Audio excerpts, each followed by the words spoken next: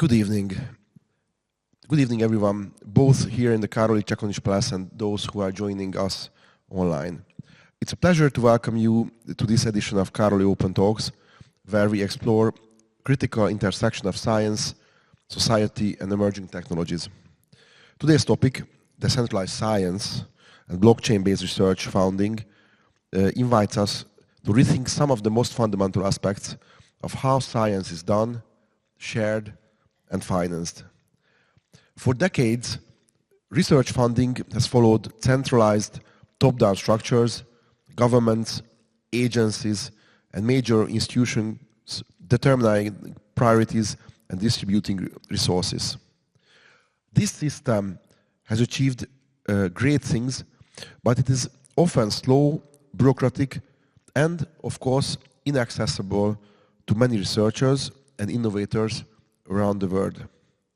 Meanwhile, scientific publications and data sharing remains expensive. Therefore, we have to find a way how to connect these communities. In contrast, decentralized science proposes a new model of where research can be found, governed, and evaluated through transparent, community-driven mechanisms like blockchain, smart contracts, and autonomous decision-making. It opens new opportunities for scholars, but it also raises several questions about governance, scientific quality, and of course, trust between researchers and institutions. Tonight, we have the chance to explore and discuss with leading experts concerning this topic, and we can understand after this discussion how decentralized science works. Therefore, I would like to introduce my dear guest who accepted our invitation in Károli University.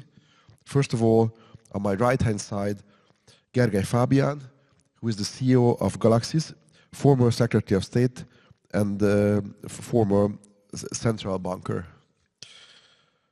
On the left-hand side, I would like to introduce László Borda. He is the member of the board and founder of Orion Space Generation Foundation. And next to me, on my left-hand side, I would like to introduce Roland Mester, Head of Science and Innovation Strategy, Orion Space Generation Foundation. So, let's begin with our first discussion, and I would like to ask several questions during tonight. We have at least 3 rounds of questions.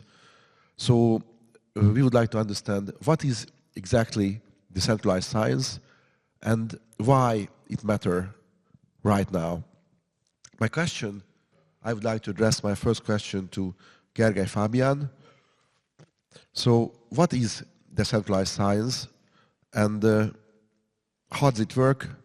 Why do you believe that blockchain-based infrastructure are supporting the research and open, transparent science as well? Thank you very much.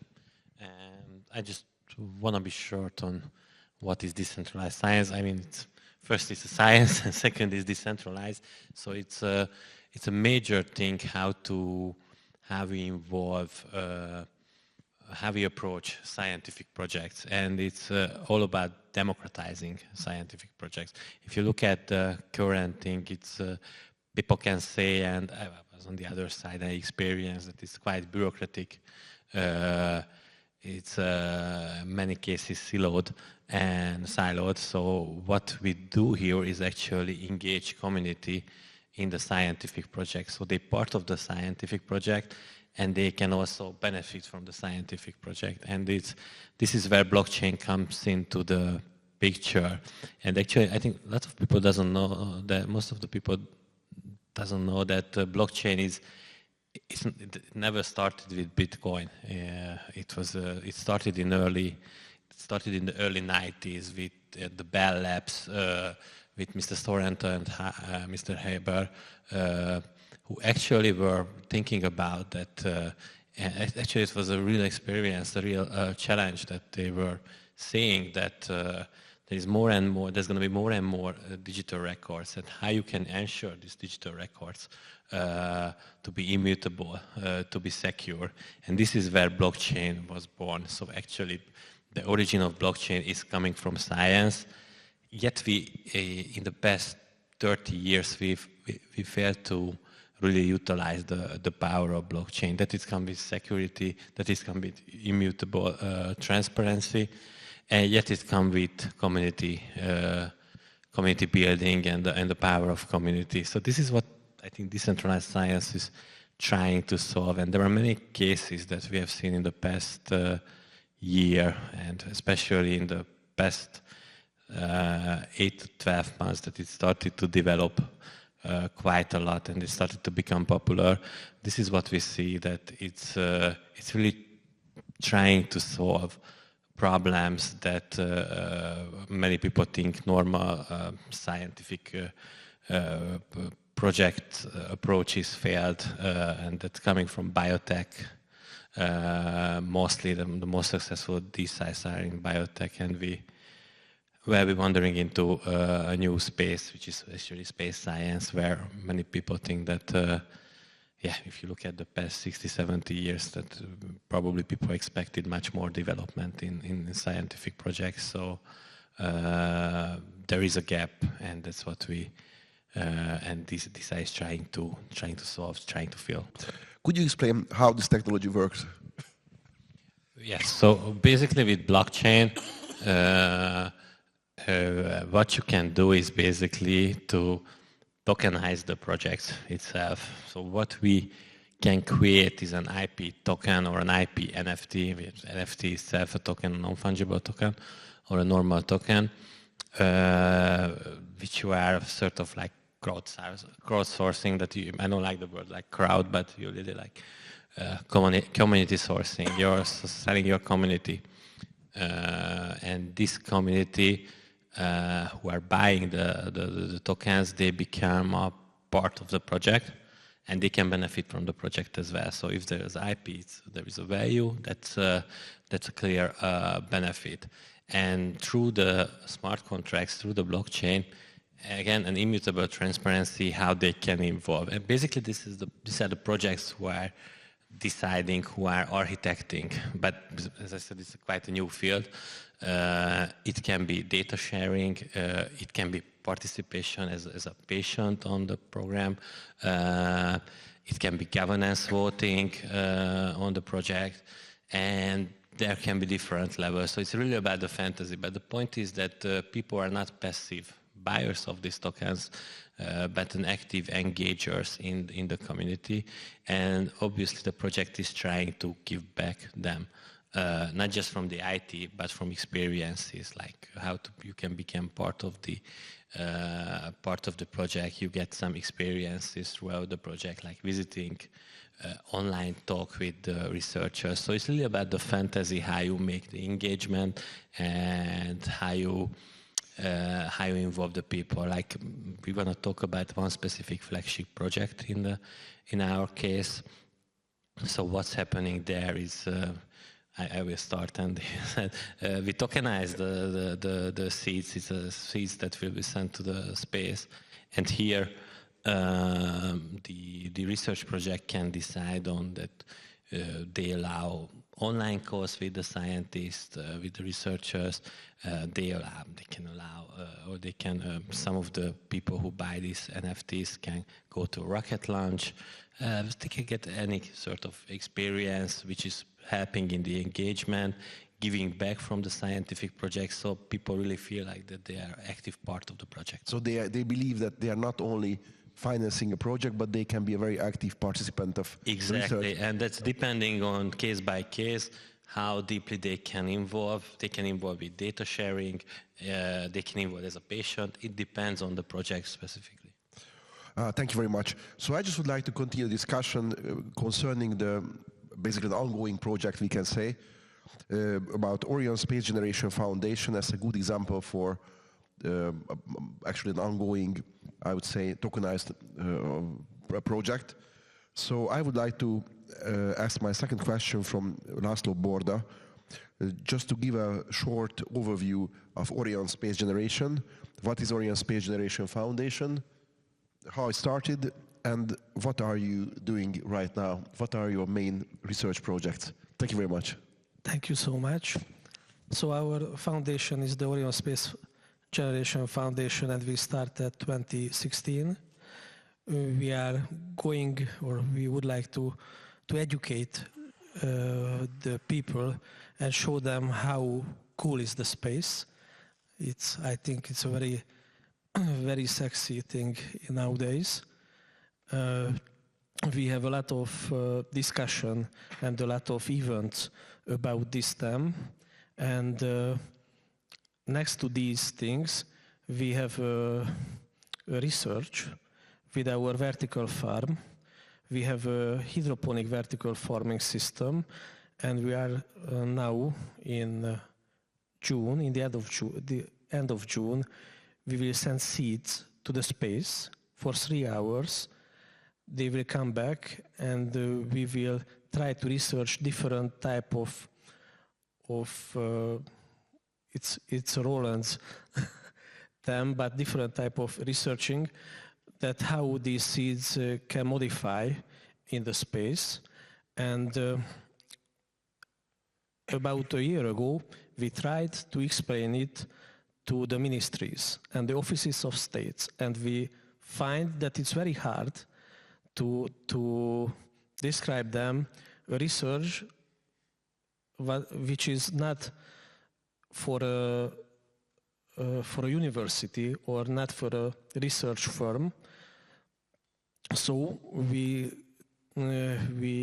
search a new fundraising, and that time we find this special blockchain-based fundraising at the Galaxies that we are going to try to implement a lot of people to give a little, just a price of a coffee, and after that we will try to make a cool thing with our seeds. So this is now what the Orion Space Generation is doing, and we will try to do bigger things. Wow, that's really ambitious. I hope you will succeed. And I think that's a really, this is the first initiative in Hungary, as far as I know, that it's a very innovative way how to finance your dreams, your imagination, how you can find an innovative way of funding for your project. I think it's a really great thing. So, but going back to another side of the research area, in one side it's very important to involve basically those institutions or even individuals who are willing to finance certain type of research projects, because what we are talking about is not about fun, it's all about real hardcore science. Why you send seeds to the moon, why you send seeds to the Mars or wherever. But there's another side. So I just would like to ask my second question from Roland Mester. How decentralized science aims to reimagine how we generate and verify knowledge? And how can blockchain technology ensure transparency through open access publication and also through verified data sharing?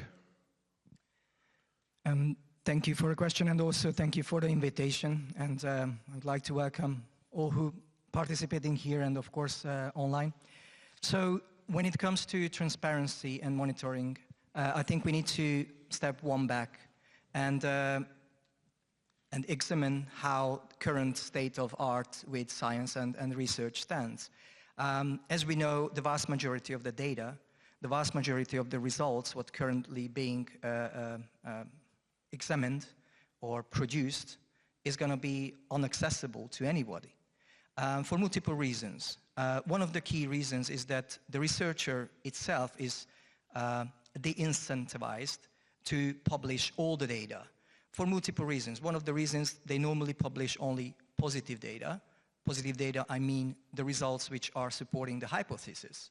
But they're not, and we are not generally incentivized to publish all the data, including the data which is not supporting the hypothesis. And this is kind of wrong because this could help others not doing the same mistake. So, and that's just one big bunch of the information, what we are not publishing, what we are not sharing to others, which could be quite valuable.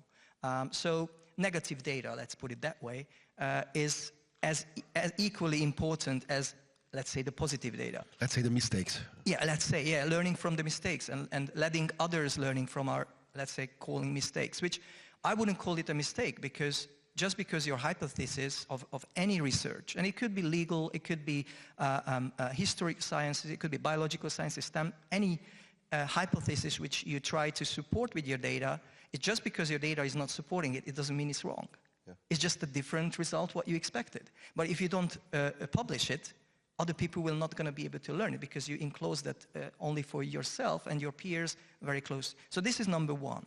Number two, right now, the researchers are going from a very directed direction. So those directions are preoccupied by, let's say, the institute bias or will, where they want to go to, or some journals which we know they're going to publish my results if that is it's serving certain areas. So it's very biased. And it's a very centralized thing. So decentralizing it means it's going to be making it more available to the real public. And that should be going, and this is like democratizing science and making sure that it's not some selected people, which I have no problem with, but the current system is really just some certain selected people deciding which subject should be researched for. Probably it's not the right way. It's probably the right way is that if we democratize it and whatever seems to be interesting for the wider public, let's say like a voting, that's going to win and that's going to get the most votes, or that's going to get the most inclusion from the public. So that's the other thing, is trying to democratize it. And one very important thing, which was mostly of your question, is making it very transparent. The blockchain technology allows, and actually it makes it very certain that it is very monitoring and very transparent, because whatever you do, it's going to be open. It's going to be accessible to people, and it's going to be accessible to hundreds of thousands of computers, and they need to verify it. So it's also whatever you publish on a peer review journal, maybe one or two people will peer reviewing it. Here, potentially it's going to be hundreds of thousands peer reviewing your subjects, your results, your utilities. Let's put it that way. So it's making it much more high quality, much more accessible to people. And because of the blockchain, it's going to be there forever. And also, there are no gatekeepers. That's the other problem. When you come to become facing the technology and the research, you see a lot of gatekeepers, whether it's a journal, whether it's the university, whether it's the funding sources, whether it's the researcher itself. It's limiting a lot of information which could be public. And I think that's what really makes it transparent and servable to the bigger audience, that it is available to anybody, really, to access the data who is part of this, to this new system. So I believe that both transparency and reproducibility, that's another thing. If it's not a good quality, because you can divert data as you want, because it's not very transparent, then it's not going to be reproducible. And if you check the data, the majority of the project, the majority of the results are not reproducible. Why is that? And where is it leading to? So if we want to keep the quality of the science, we need to make sure that everything is reproducible, repeatable, and it is available to the wider public, and no gatekeepers. So that's what I see the most prolific. That's why I think standing out compared to the traditional science and technology. Well, I think it was a really, really good summary about gatekeepers, because in the academic life, we are facing with that problem that there are two ways to publish in very high-ranked academic journals. One way, you have to make your fight with gatekeepers, and you have to first of all, you have to write a top paper with high quality research. But doesn't matter how hard you're working on that. If there are gatekeepers, editors, it's very hard to get into certain journals.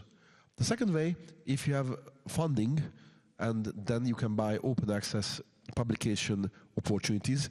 Of course, even for open access publications, there are standards to publish, but we all know that sometimes it's much easier to get an open access publication than a non-open access publication. And if your institution or university has enough funding, which has already determined your research area, then you will be published. If you are out of that scope, then your paper will not be, or will not be published in very high-ranked journals and newspapers. May I add to this? Yes. So there are two other aspects which I think we need to reconsider. One of them is the gatekeepers making it very slow. So current systems are really, really slow. It sometimes takes half a year or even more than a year just to publish some data, which may become obsolete by the time it's got published compared to where it was generated. When it becomes decentralized, basically it can be almost daily up to date. So that's number one. Accessible of the data, it makes it much more quick and much more valid. And second, if you think about, in most cases, and back in the time when I did my PhD, there was the same thing. If you are making a publication, in many cases, you have to pay for it to be published somewhere. So I'm who is generating the IP, the intellectual property, I need to pay for, or my university has to pay. And also, and this is the most, that's a difficult thing, and I think it has to be solved, even the reader who would like to access the data has to pay for it. So I think it should be democratized and liberalized in a way that it should be free to anybody who would like to get, or at least it should be much more accessible, even if it's not for free, for all the parties involved. Yes, I fully agree with that. My second question to Gergely Fabian would be concerning how and what is the most effective way to connect the token economy with the scientific goals?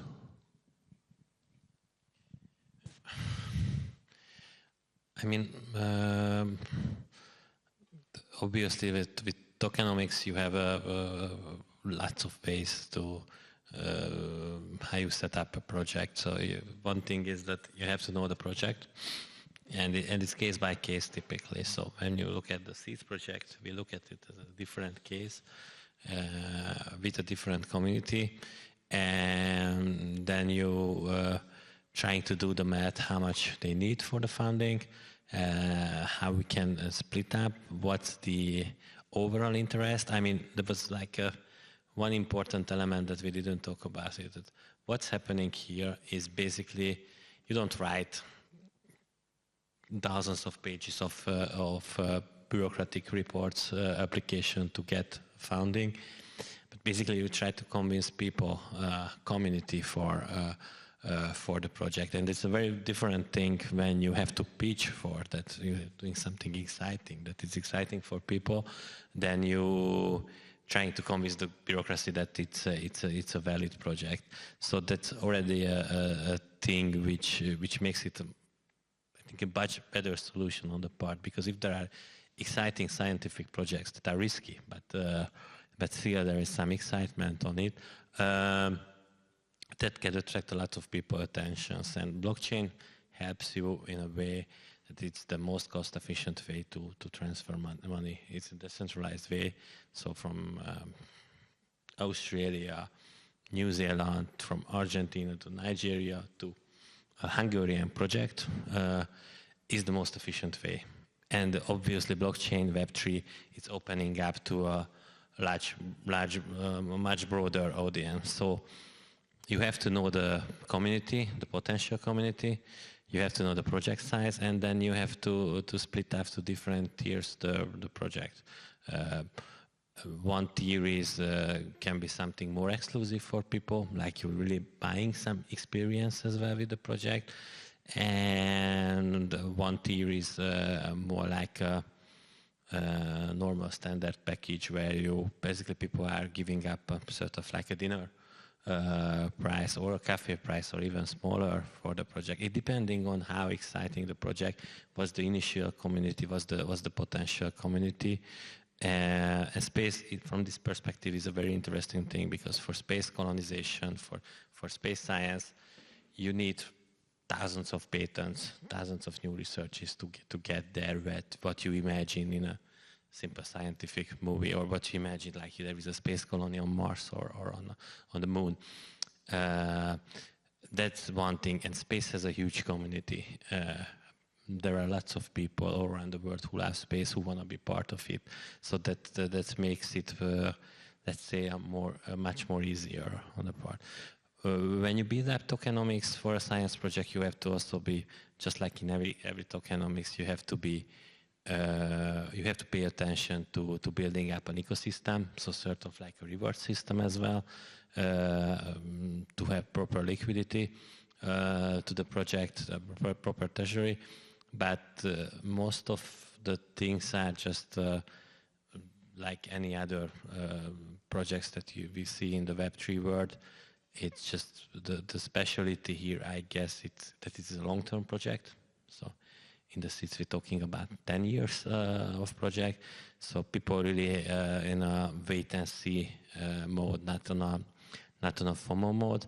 But again, maybe as audience a bit different, but altogether, and this is when we are first talking about actually that altogether the probably space projects are the most ideal to test blockchain-based funding, to test decentralized science, because of the huge community, because of the long-term nature, because of the huge potentials that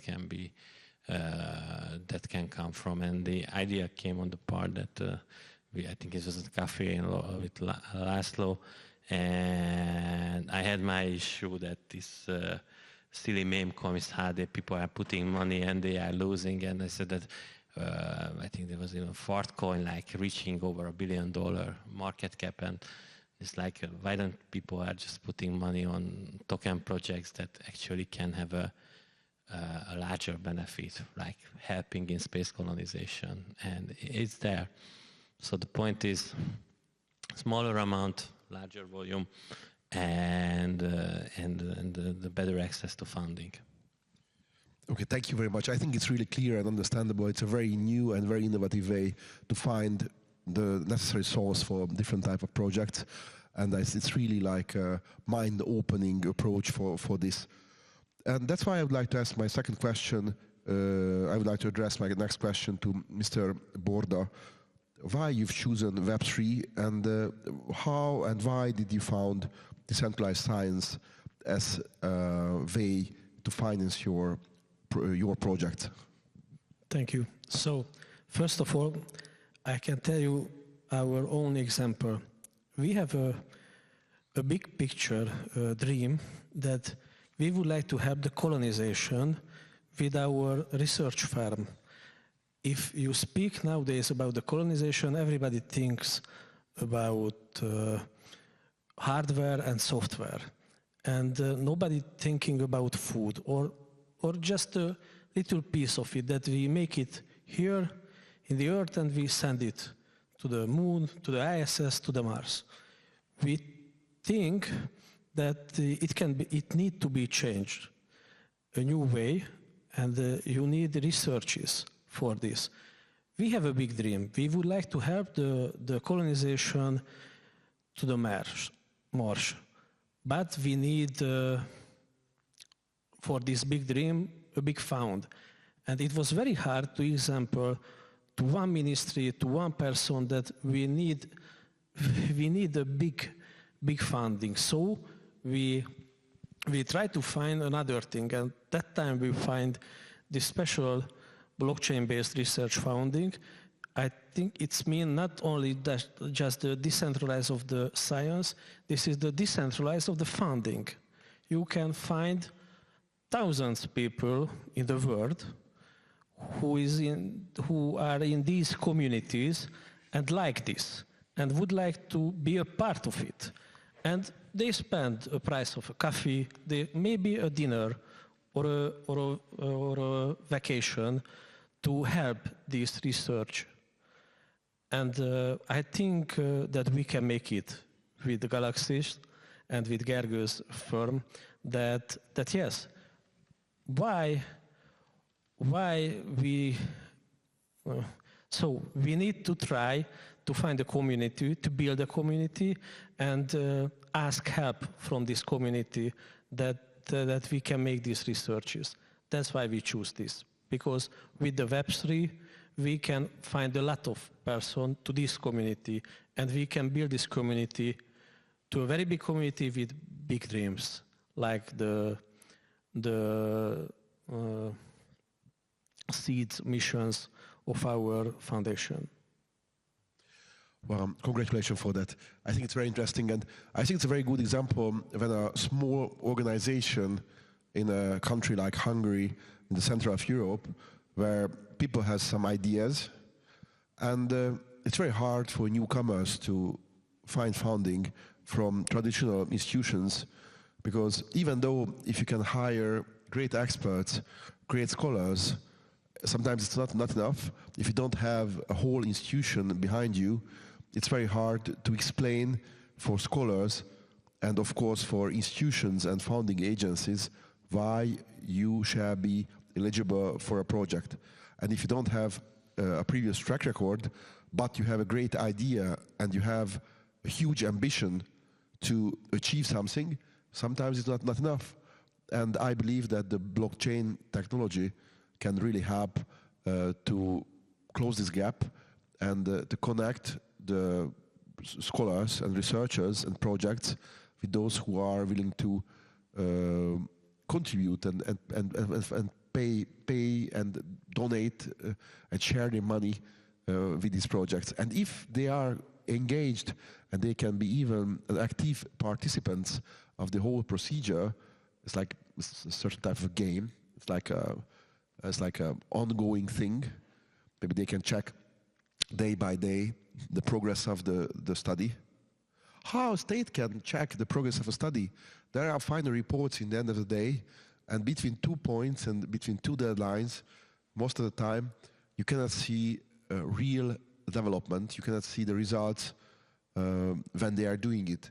And I believe that this new technology can close this gap, and you have a really personal involvement in these type of projects.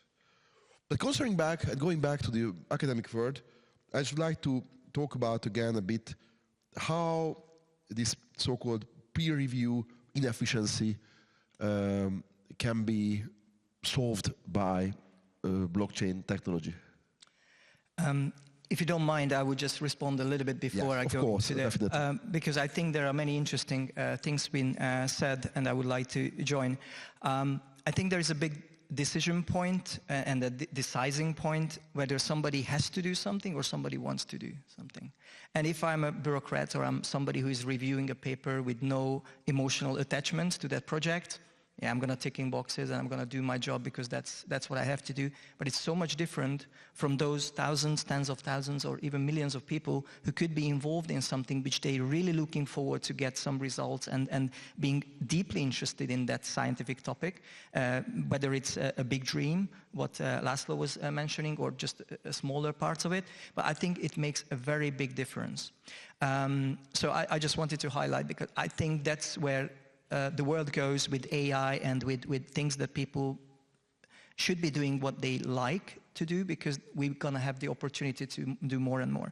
And I think that's a very important aspect as well. So when it comes to peer reviewing, as your question, I think it can, and I partially touched base on that at the end of the first answer, because they are interlinked. So if it's the quality and the quantity of the data is going to be more dense, so it's more robust because it's a blockchain proven something, then the data is proven and validated step by step, which is very rarely the case in the traditional research, because yes, the supervisor may gonna find out something which is not really correct or not.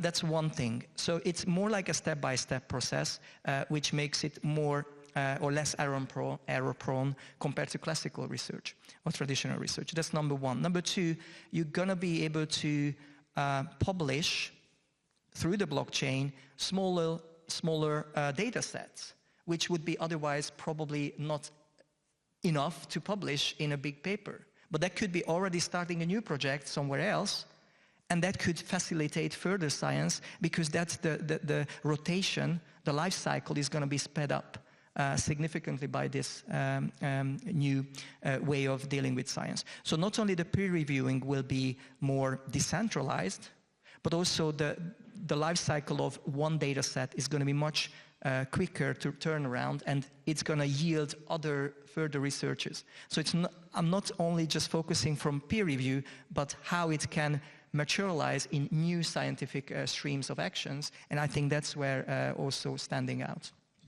Yes, and I really believe sometimes when we are talking about peer reviewing procedures, sometimes it would last half year or even more, 200 days in major journals, which is normal nowadays.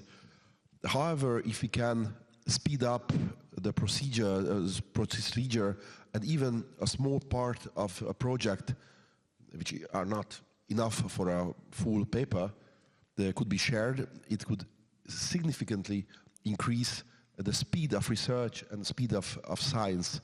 This is what I honestly believe as well. So we are finished the second round of questions, and now I would like to continue with a very interesting round of questions: how the traditional institutions, academic lives, and let's say public institutions react to these new initiatives. And I just would like to ask the question: how should public institutions respond to decentralized science? Do they want to regulate it, or they would like to integrate it, or maybe they would like to found it? So how do you see the coexistence of traditional science and decentralized science in our daily lives, in our academic future? Because it doesn't need to be regulated, because it's regulated already. So it's the same rules apply. So it's not like that sort of like a fintech solution that is trying to circumvent the design. It's just a different approach how you do scientific researches. I think the best thing if they embrace it. That's the shortest and easiest answer for that, because I truly believe that's the future. Also, for one reason, it's if you look at any Web2 solutions, there is a single point of failure with the data. There is wherever there is a single point of failure, the data, the results can be corrupted, can be cancelled, can be changed, but let's just say corrupted. So it's a natural evolution of scientific data to go on blockchain basis, on decentralized basis, to the Web3 sphere, and it's also important to see that it's not just about the data, but it's also about any certificates. That if there are certificates, they can be breached, they can be falsified, and one thing is sure: blockchain ensures an immutable traceability, and obviously some now the best security for the authenticity of any certificate. So I think it's a natural evolution that any traditional institution should embrace. Thank you very much. I think it's a very comprehensive answer for that. And my last question right now for you is: what is the smallest ticket size? What's the smallest project which you believe that it's large enough for that type of funding? Because there are lots of scholars and researchers who are looking for grants, sometimes just small grants, or there are lots of mid-sized projects. What would be your advice, your final advice, basically, what would be the takeaway for young scholars how they should start this procedure, what would be the, let's say, the smallest project, and what is the first step, what they should do to start in that way? It's a very good question. I think it depends on the platform. We are building a platform on a way that it will be open for small ticket sizes, so anybody who want to publish things. Obviously, for space, the other interesting thing is the cargo, the space cargo. So get scientific project and astronauts into the space, and that's a very expensive exercise. But I would say that generally. The coolest the project, in the sense that sci-fi terms or mission terms, that's an easier part. But if the platform, and we as a platform with this spin-off platform, what we are aiming at to be as supportive as possible, that opens to all kind of projects, basically. And then you're gonna be the gatekeeper. Well, yeah, in Web3 there are lots of scams, and that's true. Everybody can read the papers. Some sort of gatekeeping is necessary. But also help is necessary. Like what we are planning in our business plan is that you have scientists involved, critical design, safety, compliance. So really all the project management helps. So really all the helps there to support the project and to have the best review for that, because you have to be careful not to scam the audience. Yes, because I believe that there can be some tricky, let's say, some tricky scholars, or let's say tricky guys who try to invent something which is just simply not accessible, and they know it, that they just simply cannot make it, and they just want to get funding from a large audience. I think that could be and also a huge risk. What do you think about that? Here comes that you're building a platform. So many people who were reviewing are part of the platform, and they're gonna have, as Roland mentioned, they're gonna have a different incentive for that. So they much more feel more being part of a platform, being part of a community to help review this project. But I think it's like there is a room for a more crazy ideas to try to bring alive, like we see with other decentralized autonomous organizations. Like there is quite popular in this side the longevity researches, so how to live longer. There is things, but think about it like 10 years ago, or not 10 years ago, but years ago, even SpaceX was many times buried as a stupid idea which never worked, and now they are valuing for $350 billion. So we don't know.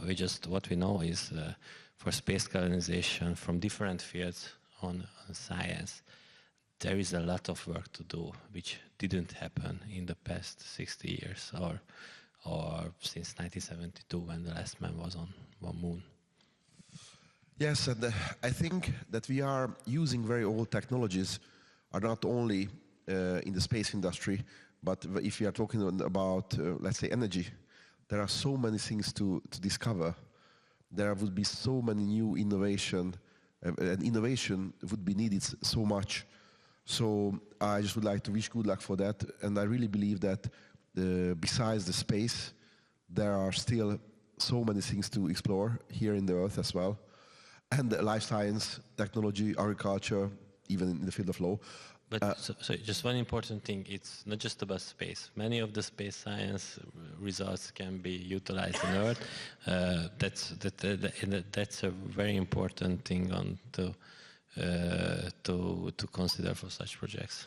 Yeah, if it's just thinking about, for example, photovoltaic panels or microwave oven, which are basically used every day in the Earth here, they are all coming from basically NASA, Exactly. from the space industry. So I think the research are very useful in our planet as well. One more thing, when we just screen the scene, that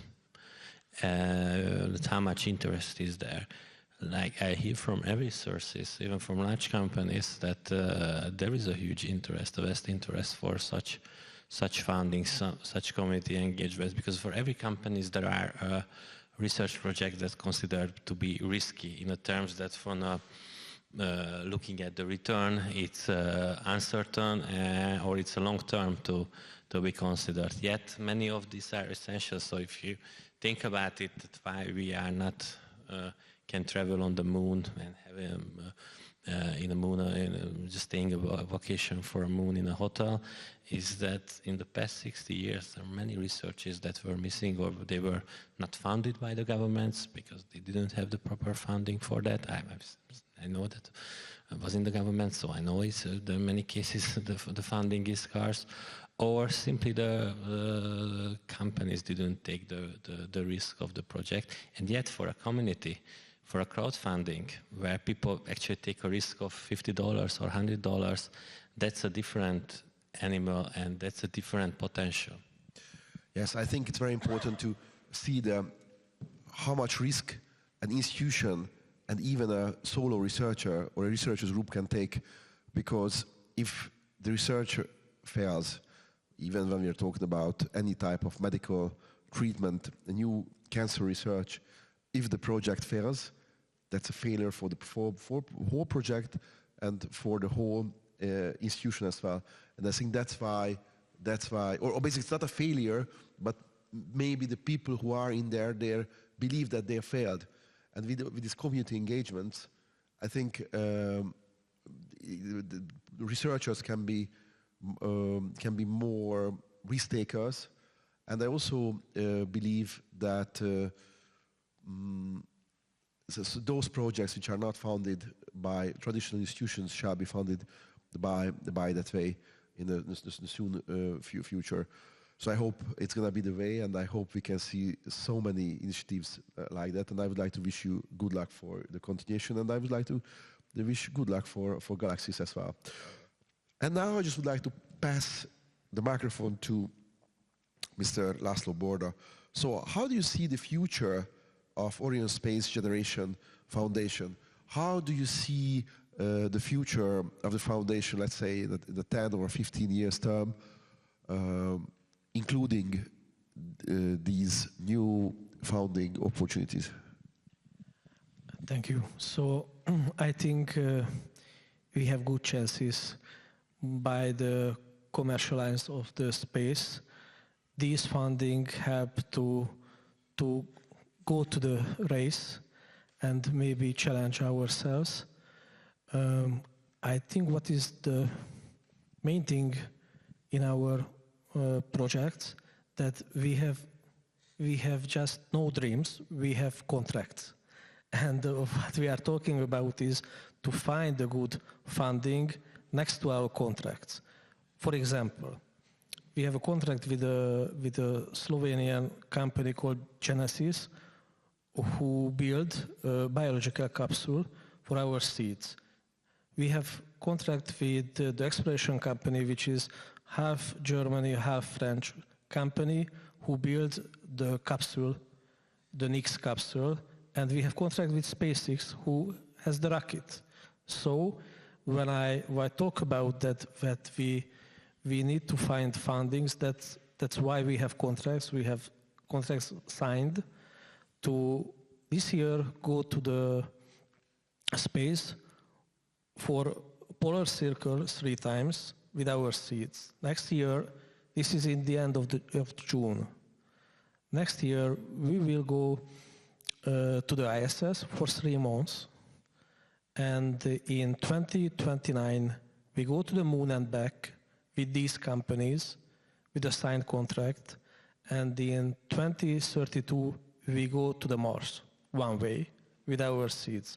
So I think this is a very good steps for a big mission which helps the civilization to colonize these things, that the moon and the Mars. And I think that our future is this, to have the colonization, the supply, the food supply of the colonization. Wow, that's a really good point. because astronauts and the new Martians who are going to be in another planet, they have to eat somehow.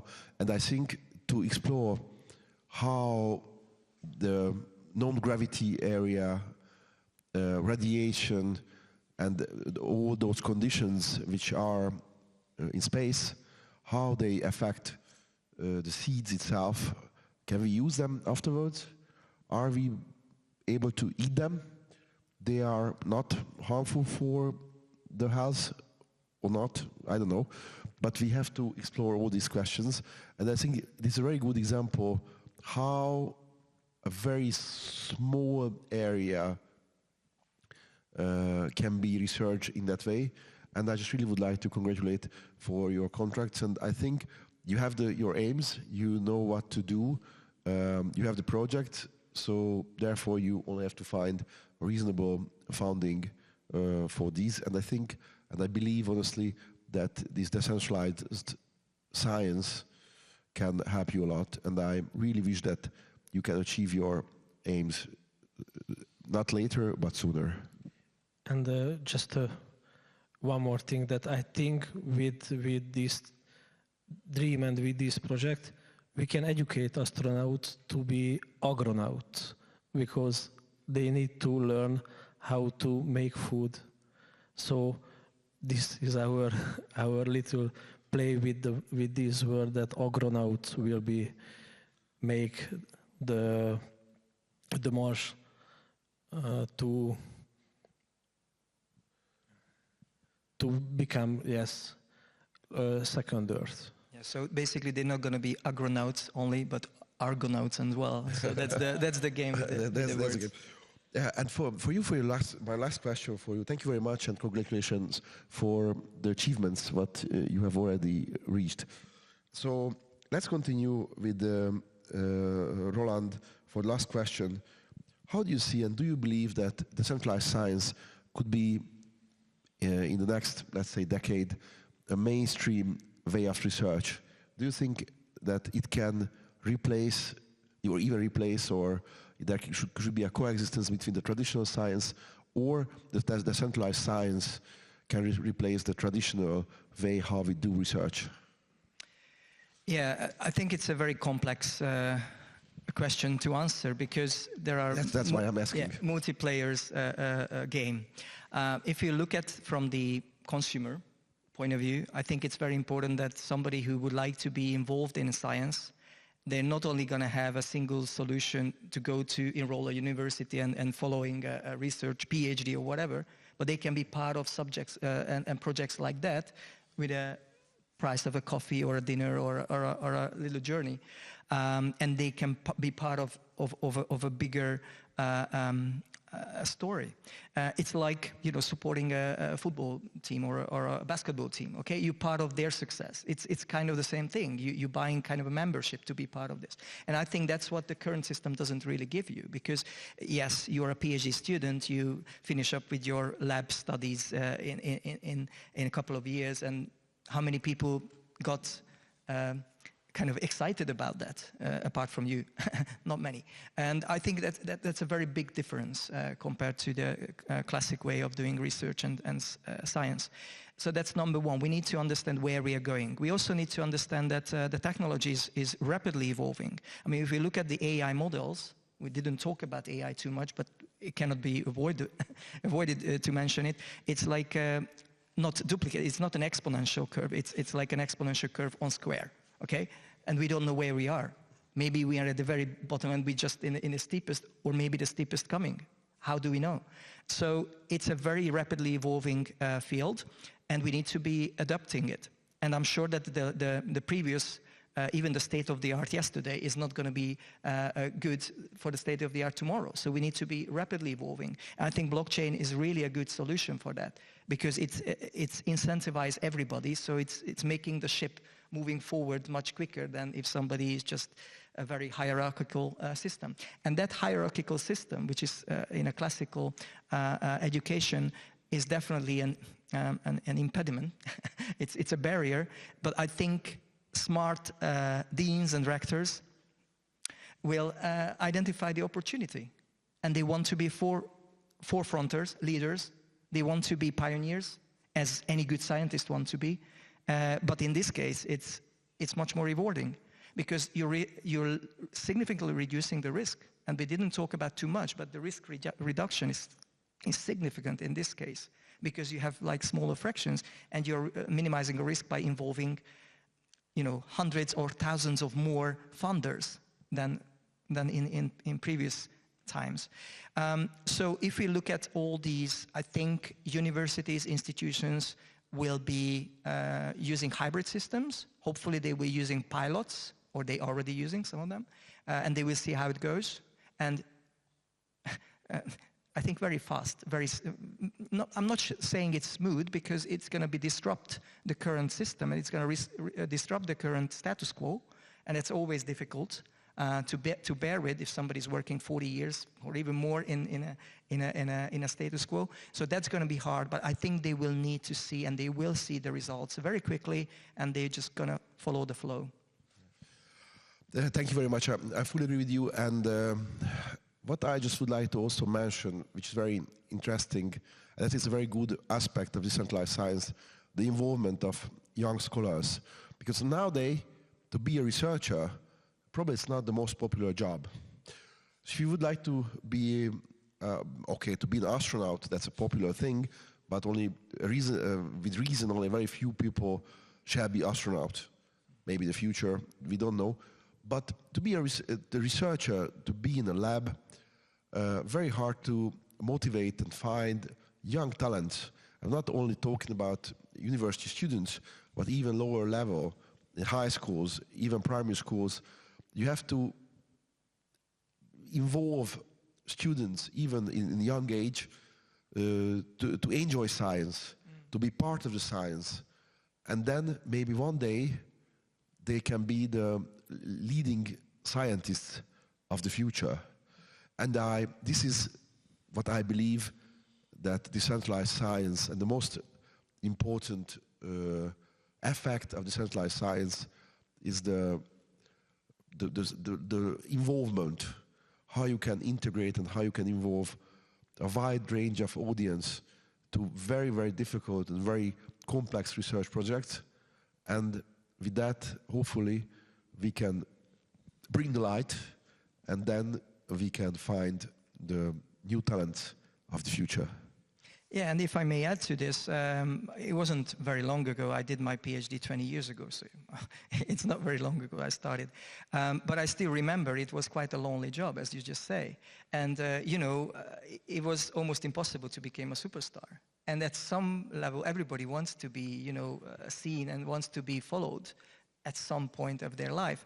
And I think this will help researchers to build communities and not to be lonely in their job, but to gain multiple momentums, and not just when you are defending a thesis or you are presenting at somewhere, but it's going to be more regular. And I think it's going to be more motivational to the researcher, and it's going to give great ambition to the others to follow, because it's, as I mentioned, it's like a football game or others. You didn't like to play when it was COVID and the stadium was empty, and currently all the researchers are like that.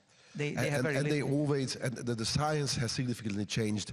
It's not about sitting like Marie Curie sitting in a lab alone and making very important research and making huge innovations. But now the research is much more collaborative activity. I honestly believe that. So, last final remark from you. Would you like to reflect what would you say? What would be your message for young scholars? Yeah, this is the coolest thing that can happen with science.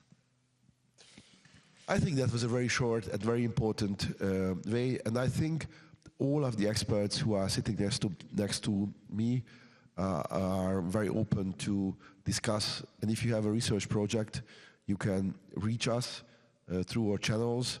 I think in the YouTube you will find our contacts, or if you find Galaxies or Orion, you will find lots of information related to us. You can find you on LinkedIn as well, all of us. And if you have any question, we can continue our discussions in different community-based platforms. And I think today, I think it was a very important initiative concerning decentralized science, because I think that was the first day when we had the opportunity to discuss about it in academic environment in this very nice Károli Csakonyi Palace. And as the vice rector of Károli Gáspár University, I am really proud to bring those experts to our university and have this discussion today. And I just really would like to encourage scholars, and especially young scholars, to be part of that activities and try to find a new, and besides the traditional ways, try to find new opportunities and new ways to find finance for these projects. And I think we can all help to you. Thank you very much, and thank you very much for the participations, either here or behind the screens. And I hope we will be able to continue our Károli talks, open talks, next time with another interesting topic. But I think in the future we'll come back with decentralized science as well. Thank you very much, and good night.